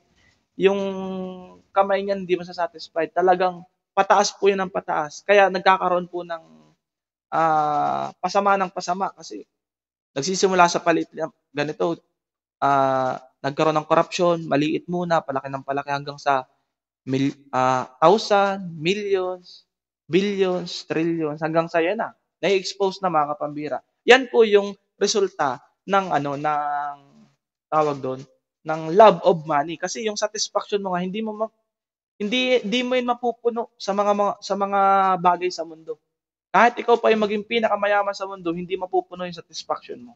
Alam mo, isa na lang ang pangarap ko ngayon eh. Okay. Yung huwag ako malayo sa kalooban ng Diyos. Yun na lang ang gusto ko The talaga best. na. Ano Gusto yung mga possible na pwede maglayo sa iyo? Okay. kung free will ko rin. Kung halimbawa, may mag-aalo, battle ka, bigyan kita ng 5 milyon, di ba? Pero kung rooted ka kasi sa salita ng Diyos at alam mo talaga yung ano mo, alam mo na yung calling mo, kumbaga nakita mo na yung para sa'yo talaga, di ba? Nakita mo na, bakit aalisan mo pa? Paano? Kung ito sitwasyon lang pero importante sa buhay mo, nangangailangan. Huwag naman sana, na ospital, kailangan na 5 milyon. Rock bottom na lang ang pwede magbigay sa'yo. Ano pipiliin mo? Hindi pa rin kasi talagang number 1 mangunguna dapat yung commitment mo sa Panginoon. Kasi ganito yan ulit, merong, di ba sabi ko nga sa'yo si Satan, hindi yan kaya rin niya mag-bless financially. So maaaring trap siya. Okay. Sabi sa Proverbs 10 verse 21 ata yun, sabi doon, the blessing of the Lord, it maketh rich, and He added no sorrow with it. Ibig sabihin, kung ang blessing ng Panginoon nakakapagpayaman at hindi siya naghahalo o naglalagay o nagdadagdag ng kapighatian. So kung halimbawa, yumaman nga ako instantly, pero sunod na linggo naman, papaluin ako ng Diyos. Di ba? Kasi may vow ka, hindi mo tinupad, papaluin ka. May sorrow na kasunod. Ibig sabihin, hindi yan galing sa Diyos. Tama. Paano nga yun, Tol? Kung ito yung pinakasolusyon para lang, mas kailangan. Huwag naman sana, operahan or kailangan na ganitong halaga para maayos siya. Makukuha mo 5M na yun pag bumatil ka. Ang kalooban, kasi yun nga tol sabi sa Bible, sinabi ko na ito kanina, God cannot be tempted. Okay. Na hindi kanya ititempt sa isang bagay na mababali yung vow mo, o kaya makakagawa ka ng kasalanan para lang makapag-provide ka. So hindi yan galing sa Diyos. Kung hindi nga yan galing sa Diyos, hindi kaya susundin. Ngayon, kung yun na lang talaga ang tanging paraan sa perspective natin, kasi iba yung perspective natin Kung sa perspective natin, yun na lang talaga ang tanging paraan, tatanggihan ko pa rin, and thy will be done. Talagang sa kalooban ka ng Diyos. Parang na yan, thy will be done na, buwis buhay na yan. Kasi sa totoo lang, ang mindset na po niya ni Elvis, bakit mo pahanga din yung mga bagay sa mundo? Kay Lord rin naman tayo pupunta. Tapos, ginagawa mo nga yung part mo, tapos malalayo ka naman kay Lord. Yung mga makamundong bagay, pipilit mong i-survive, pero malalayo ka naman. So, pipiliin pa rin ni Elvis yung para sa Diyos. Kasi, na yan kumbaga, once kasi po na maranasan nyo na po yan, alam mo yun sa sarili mo na talagang kay Lord ka, kahit anong mangyari. Ano man magiging resulta ng pagtanggapin mo, tatanggapin mo. Yes, kasi thy will be done nga Talagang kung anong kalooban ng Diyos Iba talaga kaparanan ng Diyos. Kung ang kalooban ng Diyos, mabubuhay pa siya, magpo-provide ang Panginoon sa paraan na hindi ako mag-compromise. Okay. Diba? Paano kung hindi? Ibig sabihin, hindi na niya kalooban na mabuhay pa tong mahal ko sa buhay. So doon ka talaga bumabase sa faith mo. Yes. Sa kung ano yung... Okay. Diba? Kasi, so ang niya, kung sakaling kunin ni Lord yung mahal niya sa buhay, dahil hindi siya sa rap battle, tatanggapin po niya yun kasi kalooban niya ni Lord. Okay? nakita ko na yun, tol. Naku, marami na akong kwento talaga na nakita na nila yung katotohanan, yung faith. Tapos, na-offera ng ganito, naalokan ng ganyan. Tapos, lumayo ngayon sa church o kaya hindi nag-vow. Meron talagang consequence. Meron talaga. So, bakit kailangan ko pang mapasok bago ako maniwala na mainit yun? Okay. Ako kasi, ma-share ko lang sa'yo at dumadating ako sa point na reality. Actually, kung hindi ako nabigyan ng bless ng hip-hop, di ako nabigyan ng mga gantong karir, baka sindikato ako para lang mabuhay pamilya ko. Ibig sabihin nga lang talaga niyan, tol. Yun nga, tinan mo, hindi inalaw ng Panginoon. Na maging ganun ako. Tapos ngayon, na pinag-uusapan natin, word of God. Tinan mo nga, word of man nga lang pinag-uusapan. What more yung word of God? Diba? Tama. Yung iba nga, chismis lang pinag-uusapan, pero word of God. Diba? Mas magandang pag-usapan to. Wala nga tayo sa salita ng tao. Bakit di sa salita ng Diyos ka maniwala? Diba? Kung nagpapaturo nga tayo sa turo ng tao, bakit hindi sa salita mismo ng Diyos tayo paturo, di ba? Tingnan mo, bakit hindi nangyari yun? Tapos biglang ngayon nag-uusap tayo. Nung bago tayo mag-usap tol, minsan ba naisip mo kung ang kaluluwa mo ba ay mapupunta sa impyerno o hindi?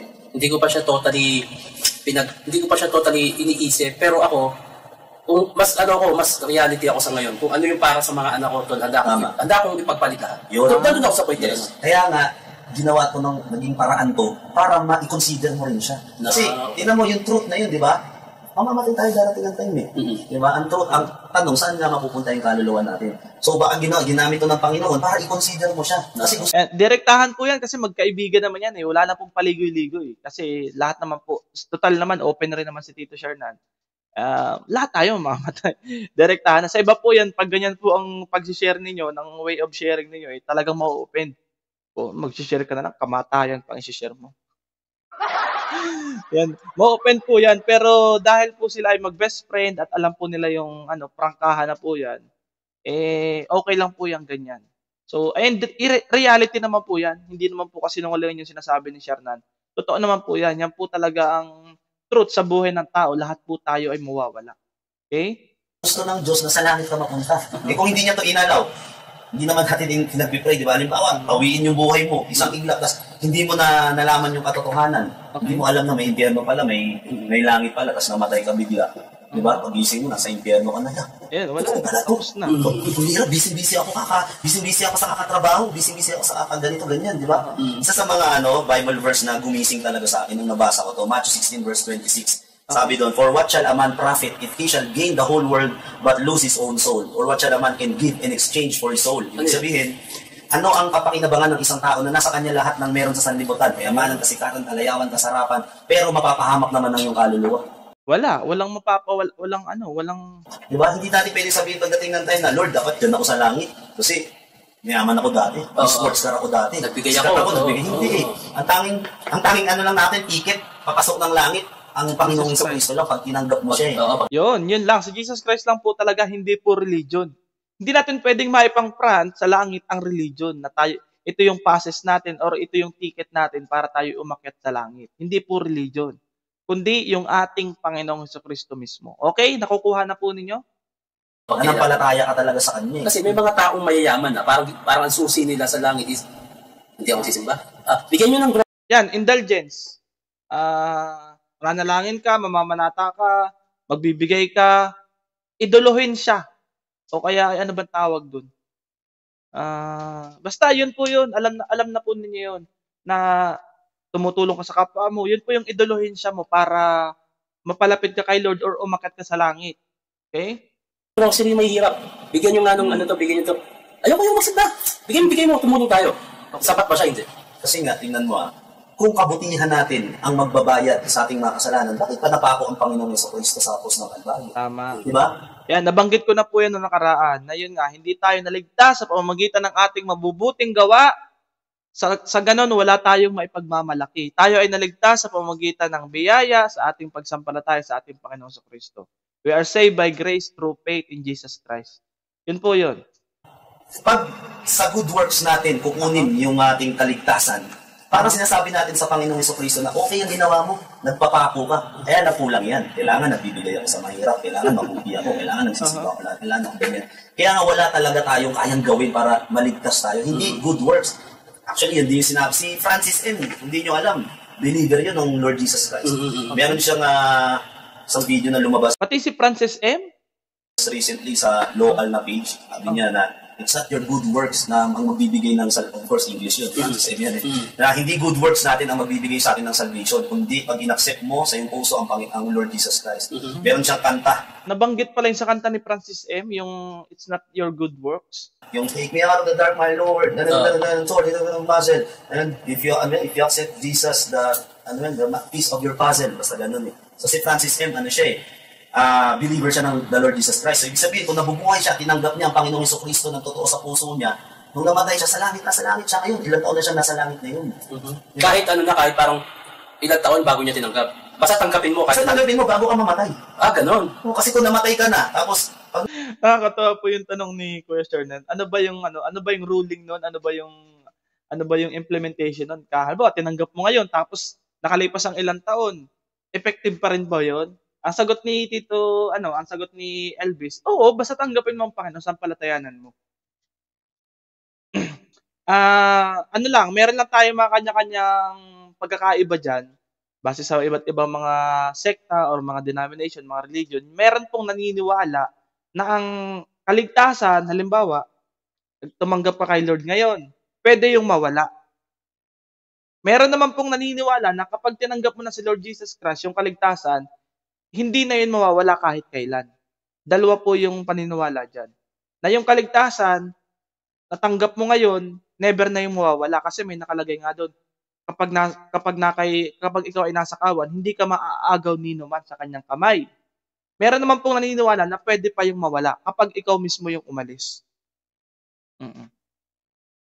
So, ibang usapin po yun. Pero ang importante po dyan, ang pinakang importante po dyan, merong kaligtasan na inaalok ang Diyos sa atin. Saka na lang po siguro natin pag-usapan yun. Palalim na po kasi ng palalim yan. Okay? Pag naman kasi sabi sa Hebrews 9:27, and after this, the judgment. And as it is appointed unto men once to die, and after this, the judgment. Ibig sabihin, once tayong namatay, may paghuhukom agad eh. Okay. Langit ka o impyerno. So, kung hindi mo siya natanggap, nung nabubuhay ka, wala nang ano yun. Wala na. Kaya nga habang nabubuhay pa lang, tanggapin mo talaga ang Panginoon. Okay. So, tsaka hindi rin pwede yung last minute, parang, hindi, itatanggap kita. Sige na, pero salita lang. Oo. O kailangan dapat sa Pwede yung last minute. Kasi yung pero yung napako, 'di ba? Last minute 'yan eh. Yung napako. Kaya lang, wag kang katiwala sa last minute. Paano kung biglaan ka na lang namatay, hindi ka na natutulog ka lang, 'di ba? Hindi ka nakaranas ng last minute. Mahirap 'yun. sa puso. Sa puso talaga dapat. Tsaka hindi natin alam ang buhay. Sabi sa James, Book of James, ang buhay natin ay parang singaw. Panandali ang lilitaw at biglang maglalaho. Maiksi lang ang buhay natin eh. Diba? Pag pumunta ka sa sementeryo, Yan, mahirap kung umasa dun sa last minute. Kasi halimbawa, hindi ka nga nakaranas ng natulog ka lang mamaya, bukas wala ka na. Hindi mo na alam. So wala na. Wala ka ng last minute na mararanasan. Kaya pinakang safe, bago matulog, pagkagising sa umaga, i-recognize mo talaga yung Lordship ni Jesus Christ sa buhay natin. sa lapida. Tingnan mo yung lapida. May dalawang date doon, di ba? Born tsaka die. Yung death mo, death of day mo, di ba? Ano yung nasa pagitan ng dalawang date? Yun yung lifespan mo. Hindi, yung pagitan ng dalawang date? Oo. Yun yung lifespan Taas, mo. no? Di ba? Date. Yun, may date. Meron doon sa gitna. Ano yung nasa gitna? Dash. Date, yung slash? Oh, high pen. Di ba may high pen? Yung high pen na yun yung nagre-represent ang buhay natin. Mula nung tayo pinanganak hanggang tayo mamatay. Ganun lang kaiksi ang buhay. At hindi natin pwede sabihin na siya, ano pa, matanda na, mauna yan kaysa sa akin. Ako bata-bata pa ako. Hindi natin alam, di ba? Kasi nga, ang death is scheduled, appointed, di ba? At araw-araw, hindi natin alam kung magigising tayo bukas. Meron nga, kasama mo lang kanina, nagulat ka, bukas, ilalamay na, di ba? Death is scheduled, and death is sure. Lahat talaga tayo ay mamamatay. Ang ibig sabihin ng death sa Bible is separation. Yung katawang lupa natin, hihiwalay siya, babalik ito sa lupa. Kasi gawa tayo sa lupa eh. Ayan, masyado nang mahaba. Skip ko lang po. Gumugulo sa utak ko. Kung lahat tayo galing sa alabok, bakit mayroong science na parang... Ito. About sa alabok. Hindi mo na mababayaran kasi binayaran ko na nga. Okay. Diba? Ang isa pang gumugulo sa utak ko. Kung lahat tayo galing sa alabok, bakit mayroong science na parang sa unggoy? Evolution. Pero ang galing kasi yung theory niyan kay Charles Darwin, yung theory. Darwin na naman. Baka siya lang galing sa unggoy. Darwin din na to. Si Charles Darwin. Si Charles Darwin yan eh. Pero nung bandang kamatayan niya, hindi rin siya sure eh. Kaya nga siya tinawag na theory. Ibig sabihin, hindi napatunayan. Until now, hindi yun napatunayan. Theory pa rin siya until now.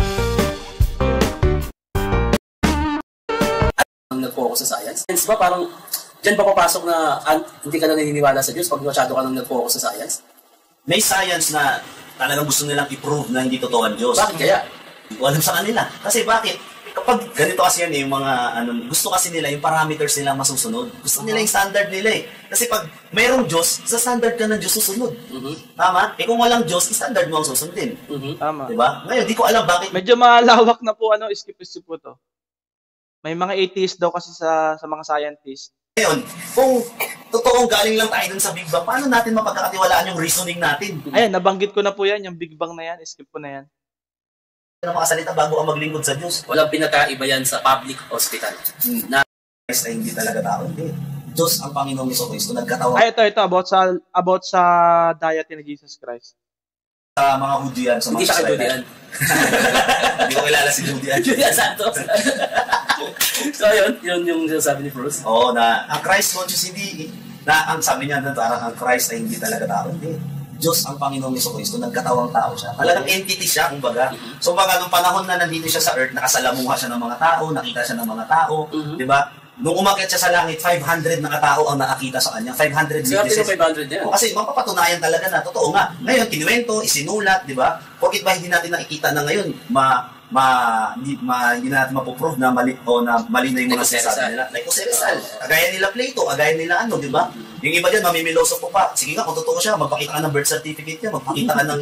Siyempre, nung panahon nila, wala pa namang birth certificate. Walang NSO dati. Walang PSA na nga ngayon. Sunod dyan, NST na. Marami yan. Second coming, possible dumating. Babalik talaga. Sana ako kung meron talagang ganun tao, gusto kong ma-experience. Pero sa panahon na ganito, nakikita ko sa'yo parang si Joe Rogan. sino yun? Yung podcaster din sa sa Amerika. Yung Pogi din? So, gusto pala ni, na second coming, gusto daw po niya ma-encounter. Makakatawa po siya, si Tito Shernan. Tingin ko. Yung may-ari ng ng MMA. Sa podcast siya. Tapos 80s siya noon. 80s siya. Tapos may one time, natanong din siya about kay Christ. Meron isang rockstar na 80s, nakalimutan ko yung pangalan In-interview ni Joe Rogan. Di makasagot kasi bago lang siya naging Kristiyano. So hindi na-convince si Joe Rogan. Nung nagkaroon siya ng mga iron siyang in-interview ng mga matatalino na at maalam na pagdating sa Bible, doon siya unti-unti na niliwanagan siya. Kaya nga meron siyang recent na interview, sabi niya kung papipiliin siya, kanino siya mamimili sa walang God o sabi niya, I will choose Jesus pa rin. Parang may nabasa akong comment, parang mas madaling maniwalang walang Diyos kaysa meron. Actually, it takes more faith.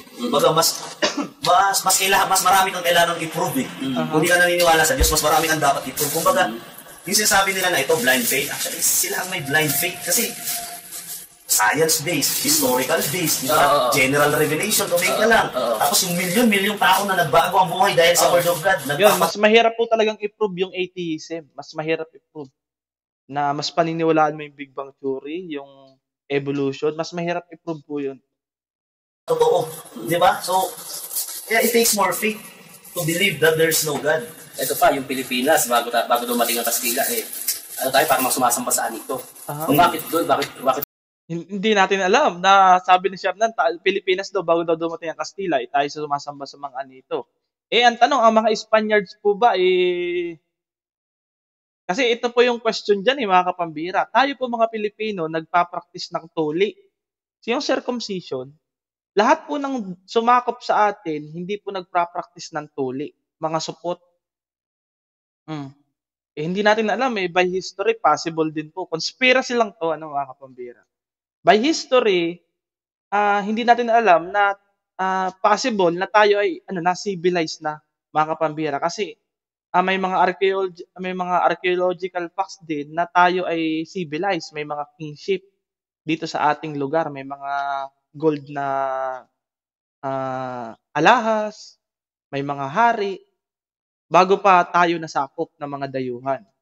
And yung ating pagtutuli ay hindi naman natin namana dun sa mga dayuhan. Hindi naman natin namana dun sa mga dayuhan. So, meron mga conspiracy na tayo daw po ay talagang civilized na bago pa po tayo masakop. At hindi nagtutugma doon sa sinasabi ni Tito Shernan na tayo daw ay bago tayo matagpuan ay tayo ay sumasamba sa mga anito. Sa mga sumasamba tayo sa araw, sumasamba tayo sa puno. Yun ay yun ay historical na inilibro na hindi rin natin mapanghahawakan pa, wala pang legit na evidence na yun talaga tayo. Kasi may mga archaeological facts na mayroon mga kingship dito sa lugar natin. May mga kagamitan, may mga mamahaling kagamitan na kung i-date natin bago pa dumating yung mga mananakop. Ibig sabihin, na tayo, civilized. Kasi yung gumagawa ng mga ganun, yung sumasamba sa mga anito, mga uncivilized people yan . Diba? Okay, tuloy tayo. Hindi si God. Yan. Gandang tanong din yan . Kasi during that time, originally kasi tol, sa Bible, sa Old Testament, especially in the Old Testament, ang original na tao ng Diyos o people of God ay yung mga Israel lang. So pag hindi ka galing sa lahi ng Israel, hindi ka galing sa lahi ni Abraham, tawag sa atin mga Hintil, ay yung mga Gentiles. So, ano yun? Gentiles ang tawag sa atin. Tawag lang sa atin pag hindi tayo galing, pag galing ka sa lahi ni Abraham, Israelite ka, Hudyo ka. Pag hindi ka galing sa lahi ni Abraham, Hintil ka. So, ang Diyos kasi, may iba't ibang programa siya eh. So, paano itong mga, noong unang panahon, na wala pa namang Christianity, di ba? Pero kaya nga sabi ng Bible, the heavens declare the glory of God. Kahit wala nang magtuturo sa'yo, tol, kahit tumingin ka lang sa langit, pwede mo nang makita na totoo ang Diyos. So, kahit na walang nagtuturo. What more kung may nagtuturo pa? So, nung mga panahon ng mga anito, ganyan, di ba? Wala pang Christianity noon, di ba? Iba ang approach o way ng Diyos kung paano makipag-ano sa bawat, sa bawat... And hindi ko lang din po kasi sa point of view po ng Islam, sa point of view po nila, ng mga kapatid nating Islam, ay sila yung una sa Pilipinas. So, possible na majority of the Filipino is Islam. Hindi lang nasakop. Kaya nga po, yung parte ng Mindanao, karamihan po dun ay Muslim. So, conflict po yun dun sa history na ina-adapt natin na tayo ay sumasamba sa mga anito. Kasi kung ang nauna ay mga Islam, conflict yun na tayo ay sumasamba sa mga anito. Ang sinasamba ng Islam, si Allah. Diba? Marami pong contradiction dyan, mga kapambira. Ako, more on, nagre-rely ako dun sa Biblia talaga. Tapos, yung naririnig ko sa mga history, hindi ko masyadong hindi ko totally ina-adapt yun or kinukuha yun at inaano sa sarili ko. Kasi, may mga butas po kasi, mga kapambira. Timeline May kanya-kanyang may kanya-kanyang programa ang Diyos, dispensation ang tawag doon So, dito sa atin, nung wala pa kasi. Tsaka bakit sa Jerusalem ka nagsimula? Bakit kay Abraham o sa part ng Jerusalem ka nagsimula? Kasi nga originally, sila yung tao ng Diyos. Ngayon, parang ganito lang yan. Sila yung yung pinilig talaga. Kumbaga may pinilig ba? Pero parang ganito lang yan tol Kunwari, ikaw, bahay mo. Ikaw may-ari ng bahay. Papasok ako, bakit orange yung pintura mo? Bakit yung TV mo? Ganyan yung brand. Bakit ganyan yung mo? Bakit ko questionin yun? Ikaw may-ari ng bahay. Nakuha may logic na, kung ito yung plano ng Diyos, ito yung gusto ng Diyos, ito yung pinili niya, Israelites, hindi ko alam. Kasi there are things talaga na hindi pa i-reveal sa atin ng Diyos dito sa lupa. Na siguro pag nasa langit na tayo, yan. So yun talaga po, yan ang totoo niyan, mga kapambira. Marami pa tayong mga bagay na hindi pa nauunawaan, na sobrang napakarami pa. So, hindi talaga tayo pwede magyabang, alam mo na yan. Sobrang napakarami pa po nating hindi pa nauunawaan. Kahit nga yung langit hindi pa sumasagi sa isipan ng tao. Kung ano yung nag-aantay sa atin doon. Wala pa. So, siguro, stop ko na po ito, mga kapambira. So, at least napakinggan na po natin yung testimony ni Elvis. Yan po yung nire-reactionan ni Rapido. Nauna ko lang reaksyonan yung kay Rapido, pero nauna ko po itong mapanood. Si Elvis. Okay? Nauna ko po siyang mapanood. So, skip natin. Diba? Yung imahe kasi na kumakalat na mga nakikita natin o kinalakihan natin, European siya Ayun, pinag-uusapan na po dito yung image ni Jesus Christ na hindi daw talaga yun yung image. Sobrang solid po nito, panoodin po ninyo. So, sobrang broad kasi, ang lawak na, ang dami na po napupuntahan. Mahirap talaga pong i-grasp yan sa isang upuan. Napakahirap po niyan. So, ang akin lang pong iiwanan sa inyo, mga kapambira, there is God. There is God, mga kapambira. Meron tayong Creator at meron tayong Savior na si Jesus Christ. Bumaba sa langit. Ang Diyos bumaba sa langit. Bumaba mula sa langit papunta sa atin para tayo po ay iligtas, para i-offer yung gift ng salvation. At it's up to us kung tatanggapin po natin yon o hindi. Kasi tayo ay may free will. Yun po yun. Hindi rin natin pwedeng ipagmalaki kung ano man yung mabubuting gawa natin. Ang kailangan lang natin gawin, pagsampalataya sa Panginoon, tanggapin si Jesus Christ. Hindi kung ano mang denomination. Kaya hindi na po ako after sa mga denomination, sa mga grupo-grupo o kung ano pa man yung kawan na sinasabi ninyo. Ang importante po dyan, si Kristo po yung ating sinasampalatayanan. Si Kristo yung ating itinataas. Yun po yun. So yun lamang po, mga kapambira, and hopefully, may natutunan po tayo dito. Medyo mahaba na po kasi, kailangan ko ng i-end. Thank you so much po sa inyo. Mag-leave po kayo ng comment ko ano po yung inyong masasabi sa reaction natin dito. Nakakatuwa po, nakakatuwang makinig kasi sobrang dami mong makukuha. Ayan, thank you so much po, salamat po sa hindi pag-skip ng ads. Please like and share, mga kapambira. Yun lamang po, God bless and see you on my next vlog. Bye-bye.